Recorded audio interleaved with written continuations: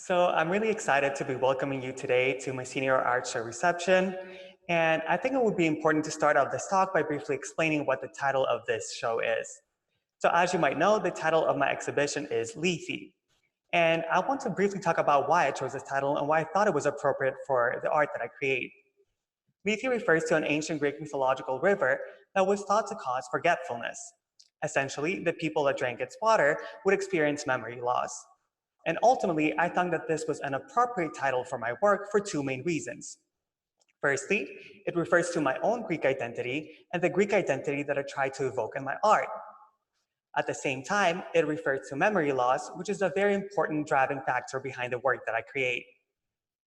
More specifically, I'm inspired by my grandmother and my proximity with her. So I've pretty much grown up in the exact same apartment building as her back home in Greece, and I'm really close to her. I mostly see her as an extension of myself. She was recently diagnosed with Lewy body dementia, which is a type of dementia that is characterized by memory loss, as well as psychotic features such as paranoia, delusions, and hallucinations. And what I thought was really interesting is that even though her memory was starting to become hazy, she was still holding on to her sense of her cultural identity as a Greek woman. And I thought that this was a very interesting paradox of sorts. Especially being a psychology major in addition to a studio art major, I thought that this relationship was extremely interesting.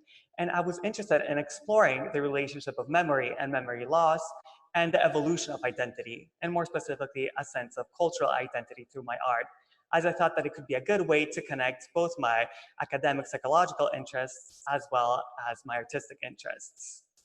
So throughout this talk, I want to guide you through through the evolution of my ideas and kind of talk you through some of the changes that I made as I slowly went on with my art. And I would like to start with this one piece that was one of the first pieces I created.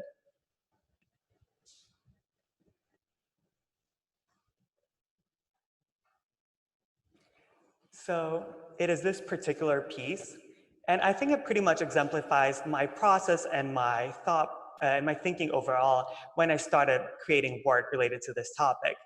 So I was pretty interested in creating representational portraits of my grandmother, especially through the use of soft pastels. So what I wanted to do was to create areas of sharp specificity as well as other areas of ambiguity with the work that I was creating. And ultimately just having this oscillation between the specific and the loose and ambiguous. I, at the time, was interested in creating the sense of a blur or of a haze on top of my work, and I think that that was possible through the manipulation of the soft pastel. However, I slowly started realizing that this might not be the best way to approach the topic. I thought that my studies were very interesting and necessary in developing my ideas, but I realized that this sense of blur that I was creating might have been a bit too stereotypical when especially discussing the ideas of memory or memory loss. At the same time, I realized that I felt that I was being held back by the use of the human form. And what I mean by that is that I was really talking about a very specific instance, which is my experience with my grandmother, but I was failing to kind of talk about something that could possibly appeal to a larger collective of people. That being said, I really love those portraits and I created quite a few of them. And I think that they were necessary steps in kind of building my understanding of the topic and how I wanted to approach it. At that time, I realized that it might be worth to look into something that could act as a potential representation of my grandmother instead of having her literal physical form. Therefore, I started looking into traditional Greek textiles. And for those of you that do not know, traditional Greek textiles mostly refer to embroideries and doilies that have been traditionally made by women up to my grandmother's generation. Therefore, this kind of tradition has been very long-standing, but for some reason it has stopped being as present in the following generations after that of my grandmother's. And now I would like to move to another piece that kind of exemplifies the use of those traditional textiles in addition to the human form.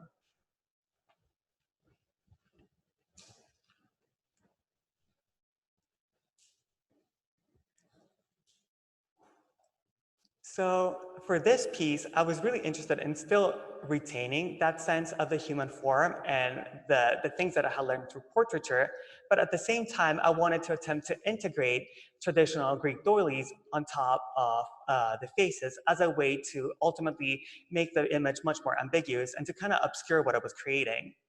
I thought that this was an interesting development because I think it was more conceptually rich than creating this kind of stereotypical blur over the image that I was creating. But at the same time, I felt like I was still kind of being held back by the fact that I was still using the human form. Once again, I really wanted to open up the conversation of memory and the evolution of identity to something that would be a bit more holistic. But I felt like through the use of human forms that were mostly relevant to myself and my grandmother, I was being held back. That being said, I really thought that working on a bigger scale was very effective in creating work that could really envelop the viewer instead of working on a smaller scale as I used to do in the past. And I think that overall the learning lessons were many, especially in the development of my ideas and how I wanted to approach the topic later on. Therefore, I decided that it may be useful to leave the human form aside and to focus specifically on the traditional Greek textiles that I found really inspirational. So I decided to do a lot of extensive research, and I looked into books and online to find what had been done in the past and to just kind of read and study those textiles more closely. I was fascinated by the amazing detail that they had and their intricacy overall, as well as the common things that I was able to find, those common patterns that they had across those textiles. For example, they often had natural themes, such as motifs of plants or animals or flowers, and they were often banded and had essentially long, thin bands that were attached to one another to create one embroidery or generally one piece of traditional Greek textiles. And I think that we can now move on to a piece that kind of touches upon those ideas to a greater extent.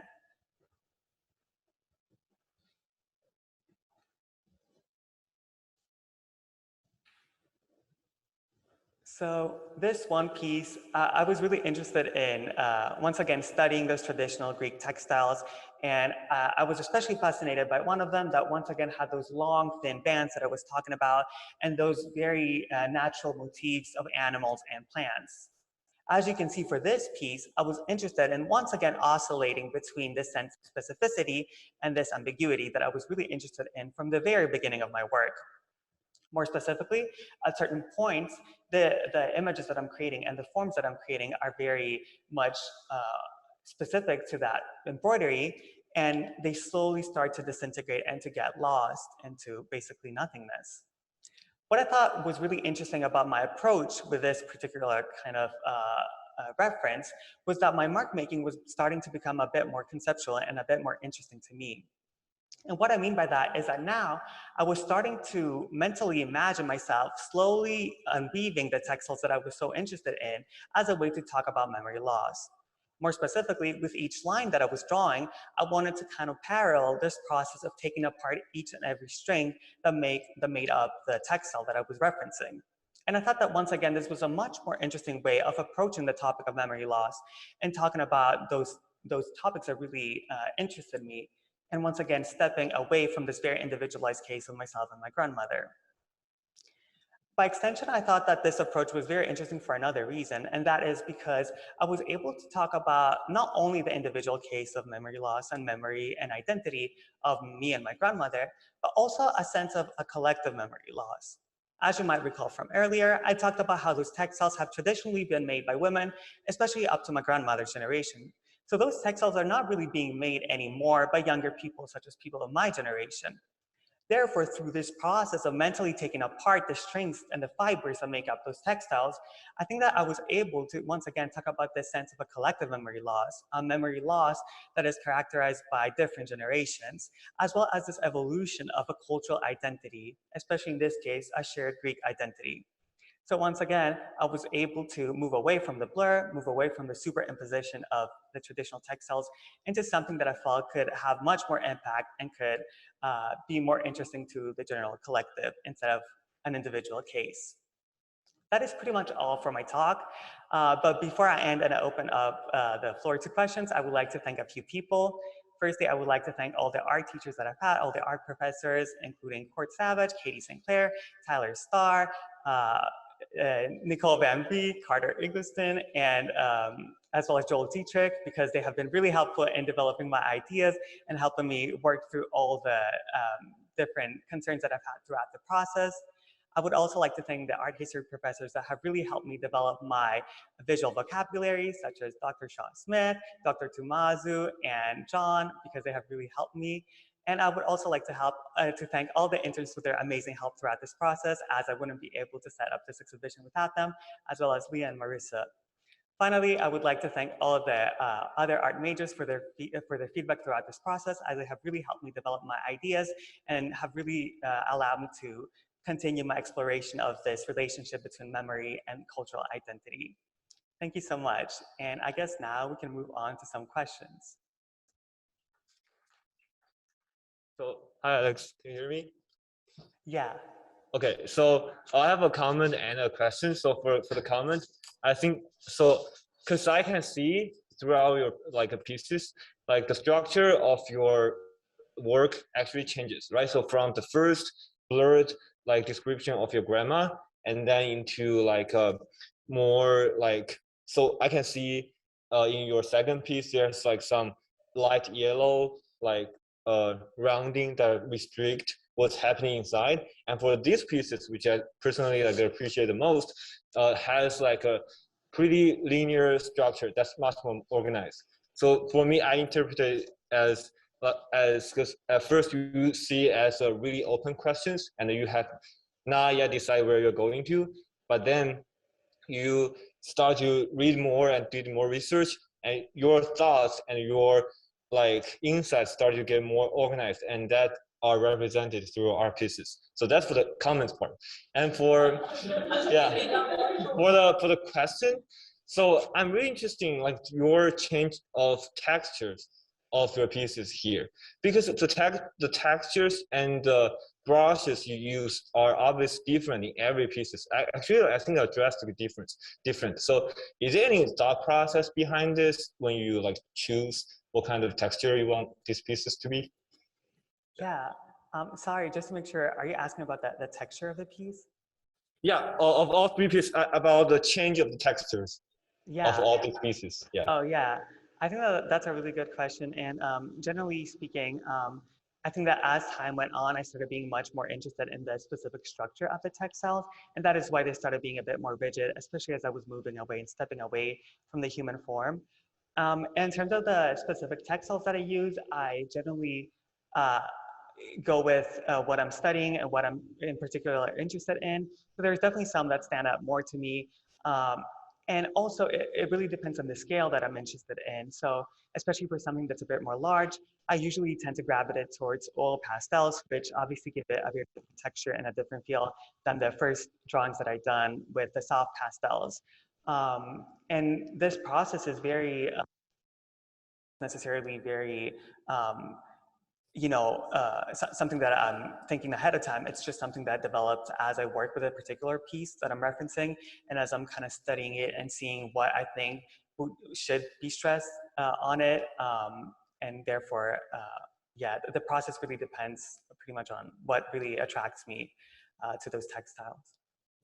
Thank you. Okay, hi Alex, I have a question. So you mentioned scale in when you were answering Marshall's question. I'm kind of curious about why you chose to paint certain portraits larger and certain smaller. Can you talk about that? Thank you. Yeah, so initially I was really interested in creating this very intimate space. So that's why I mostly work with smaller scales. But then, especially as I started to integrate the really beautiful and organic patterns and marks that I saw in those traditional Greek textiles, I felt the need to kind of scale up a bit. And I felt like ultimately this has more of an enveloping effect on the viewer. So it's almost as if they're becoming part of the image instead of seeing them as completely separate to them. And I also really enjoy how by working on a larger scale, I think I'm really putting into question the viewer's cognitions as well. So especially with this piece, for example, I think that depending on your position in the gallery and how you move around, certain things might come in and out of focus, which I think is very interesting, especially as I'm interested in memory and which is ultimately a cognitive function. So I think that because of that, I gravitate towards a larger scale, but I think that depending on the intention, I sometimes shift to a smaller scale if I want people to approach it more closely and to examine it more intimately. Hi, Alex. I absolutely loved all of your pieces. I know at the first introduction, you said that you were also a psychology major, and I was wondering the way your perspective of psychology kind of shapes your art, specifically this exhibition in relation to memory. Yeah, so definitely psychology is a really important force behind all the work that I create. I think that all the knowledge that I have acquired, especially in relation to memory, shows that memory is very fragile and it's bound to be changed. There's a lot of theories that talk about it, such as the fact that every time we recall a memory, it's being modified. And so this knowledge has really helped me in developing and establishing a visual language to talk about the theme of memory. So definitely those classes have been really important in shaping both my interest in the topic, but also how I approach it visually. Hi, Alex. I was wondering what artists or maybe movements you felt inspired by or maybe referencing here. Sorry, can you repeat the question? What like artists or movements that maybe you've learned about in your art history classes were you referencing or did you feel inspired by? Yeah, I'm really interested in especially a few contemporary artists. For example, Njideka Quinui Crosby is a Nigerian artist who uses traditional textiles and kind of connects them to American textiles as a way to talk about how different cultures can be bridged. There's also Susan Rothenberg, who I really love, especially for her beautiful mark making and her large scale works. She also deals with the theme of memory, where essentially she creates those very large paintings, and she really almost develops the memory as she creates the work, which I think is really interesting. So she's also a very big, important factor in developing my work, and kind of her work has been really influential, both in terms of the concept, but also in terms of my approach to it, in terms of the mark making, etc. Hey Alex. Oh. Hi. Um just wanted to ask, I know this piece is in black and white, but just out of curiosity, if like someone if Dr. Shaw made you paint it, like or make it colored, what color would it be? Or Yeah. colors, plural. I think that that's an interesting question, and especially when you come into the gallery, I hope that you will see that some of the pieces are indeed in color, even later pieces. And I think that for me, I'm getting two very different benefits and advantages by working either in black and white or color. So when working in black and white, I feel like, especially against the white wall, I'm almost creating these forms that appear almost out of nothingness. So it's almost as if they merge. Uh, and you can't really tell where the boundaries of the drawing are and when the drawing starts or where it ends. Whereas when I work with color, I feel like I get a sense of softness, which I think is very interesting and also could possibly be emotionally, could elicit an emotional response. So ultimately for this piece, I felt the need to make it black and white because once again, I felt like it was important for the form to come in and out of focus, especially as the viewer walks around the gallery. But for other pieces where I wanted to either attract the eye a bit more, or if I wanted to focus more on the forms and create a sense of softness, that's when I use color. Thank you. Of course. Hi, can you hear me? Yeah. We have a question in the chat about a little bit like, sorry, I like totally misread that. Okay, we have a question in the chat about like non-traditional media in terms of like the work that you're currently standing next to isn't like a rectangle. So where do you see yourself like moving forward in terms of shape in your work? Yeah. Could you briefly repeat the question again? Sorry, I couldn't hear you. Yeah, I'm so sorry. I didn't have my glasses on and I couldn't read it. The work traditionally on paper or canvas is a rectangle shape. So where do you see yourself moving in terms of breaking apart from that or staying within the same like realm? You see here, this one piece is different pieces of paper and not just in a rectangular shape.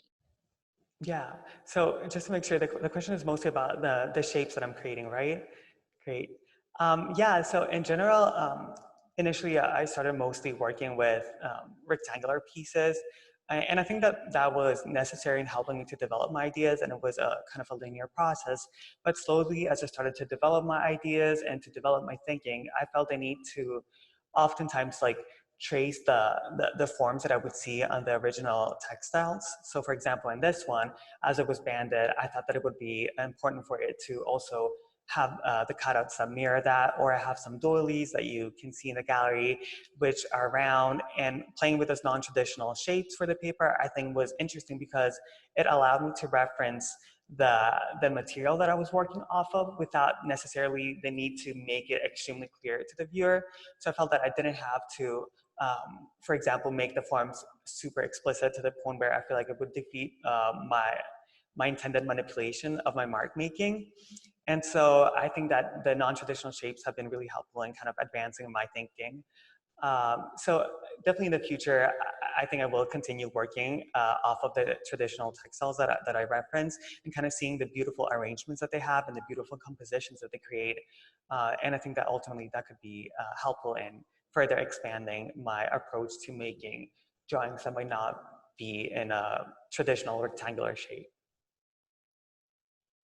Yeah, thank you so much. One more question. You mentioned the progression of your artistic practice. Where do you see yourself going in the future more broadly? Yeah, so generally at the moment, I'm really inspired by this idea of this collective form of memory loss, as I talked specifically about for this piece. So I think that this is a direction that I want to explore more, especially as I continue creating art.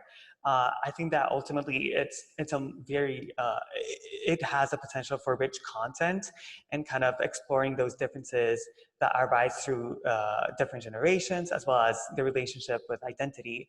And so I would love to continue pushing that idea forward and exploring it more.